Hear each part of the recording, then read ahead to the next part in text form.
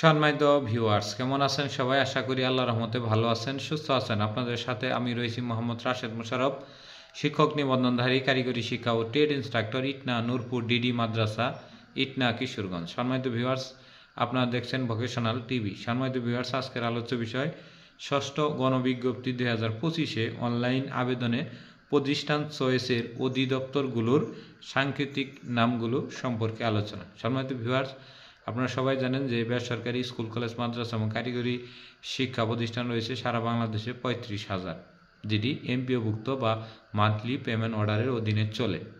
তো এই সকল প্রতিষ্ঠান আবার তিনটি অধিদপ্তরের মধ্য দিয়ে পরিচালিত হয়। একটি হলো secondary and higher secondary education, যেটি মাধ্যমিক ও উচ্চ শিক্ষা অধিদপ্তর বা আমরা বাংলায় যাকে বলি মাওসি। আরেকটি হলো মেমিস, যেটি বাংলাদেশ মাদ্রাসা এডুকেশন অধিদপ্তর বা মাদ্রাসা শিক্ষা অধিদপ্তর। আরেকটি হলো DT, director of technical education বা কারিগরি শিক্ষা অধিদপ্তর। এখন এই তিনটি প্রতিষ্ঠানে আবার বিভিন্ন সাংকেতিক নাম রয়েছে, যেমন ডিএসএইসি, এটি হলো মাধ্যমিক ও উচ্চ শিক্ষা অধিদপ্তর বা যেটার আমরা মাওসি বলি। আরেকটি হলো ডিএমই, যেটি হলো আমাদের মাদ্রাসা শিক্ষা অধিদপ্তর।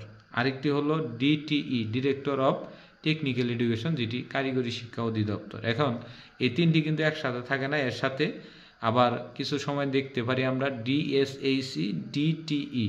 তার মানে এখানে আপনার বুঝতে হবে যে দুটি যেহেতু এক করা হয়েছে, তার মানে এখানে জেনারেলের সাথে কারিগরিও রয়েছে, কারণ যেহেতু ডিটি লেখা আছে, যেখানে দেখবেন ডিটি লেখা আছে সেখানেই কারিগরি রয়েছে। আর যেখানেই ডিএসএইসির সাথে ডিটি লেখা রয়েছে সেখানে বুঝবেন যে এই প্রতিষ্ঠানের সাথে, জেনারেল প্রতিষ্ঠানের সাথে আবার সংযুক্ত এসএসসি ভোকেশনাল বা বিএম ভোকেশনালও রয়েছে।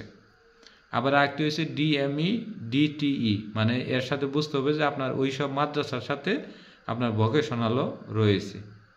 তার মানে যদি শুধু ভোকেশনাল হয় তাহলে ডিটিই হবে, আর যদি কোনো সংযুক্ত থাকে তাহলে দেখুন মাদ্রাসার সাথে হয়তো ভোকেশনাল সংযুক্ত, নয় জেনারেলের সাথে ভোকেশনালগুলো সংযুক্ত। এই তিনটি অধিদপ্তরকে সঠিকভাবে না চেনার কারণে অনেক গণবিজ্ঞপ্তিতে তারা ভুলভাল আবেদন করে পরবর্তীতে এমপিওভুক্ত হতে পারে না। অর্থাৎ এই ভিডিওগুলো যদি আপনারা আগে থেকে দেখেন এবং এইগুলো নিয়ে একটু যাচাই বাছাই করেন, তাহলে কিন্তু আপনারা এই ভোগান্তি বা ভালো মানের প্রতিষ্ঠানগুলো চেনা আপনারা কিন্তু সহজে চিনতে পারবেন। অর্থাৎ এই অধিদপ্তরগুলো জানলে পরে আপনি হয়তো বুঝতেই পারতেছেন না যে এই প্রতিষ্ঠানটা মাদ্রাসার অধীন না স্কুলের অধীন নাকি কারিগরি অধীন। এখন আপনি হুটহাট করে সুন্দর করে একটি আবেদন করে দিয়েছেন, কিন্তু আসলে এই প্রতিষ্ঠানটি হলো মাদ্রাসা। নামের সাথে অনেক সময় বোঝাও যায় না যে প্রতিষ্ঠানটি স্কুল না মাদ্রাসা। তো যাই হোক, এরকম অনেক সময় হয়ে যায় বা অনেক সময় রয়েছে দেখা যায় যে প্রতিষ্ঠানটা আপনি যেখানে সিলেক্ট করেছেন সেই প্রতিষ্ঠানটা দেখা যায় যে ওইখানে আবার কারিগরিও রয়েছে, কিন্তু আপনি চাচ্ছেন না একটি স্বতন্ত্র প্রতিষ্ঠানে চাকরি করতে। অনেক সময় রয়েছে দেখা যায় জেনারেলের সাথে কারিগরি থাকলে কারিগরির জন্য এক্সট্রা আরও ক্লাস নিতে হয়, অনেক টিচার এক্ষেত্রে বিরক্ততা বোধ করতে পারেন। তো সেই বিষয়গুলো বিবেচনা করে আপনার জন্য যেটি কমফোর্টেবল, আপনি পরিশ্রমী নাকি কম পরিশ্রম করবেন নাকি শুধুমাত্র মাসিক একটি হাজিরা বা বেতন নিয়ে থাকবেন, সেটি হলো আপনার একান্ত ব্যক্তিগত বিষয়। তো সেই উপর ভিত্তি করে আপনাকে প্রতিষ্ঠান চয়েসের ক্ষেত্রে অধিকতর সাবধানতা অবলম্বন করতে হবে এবং অধিদপ্তরের সাংকেতিক নামগুলো সুস্পষ্ট ধারণা থাকতে হবে।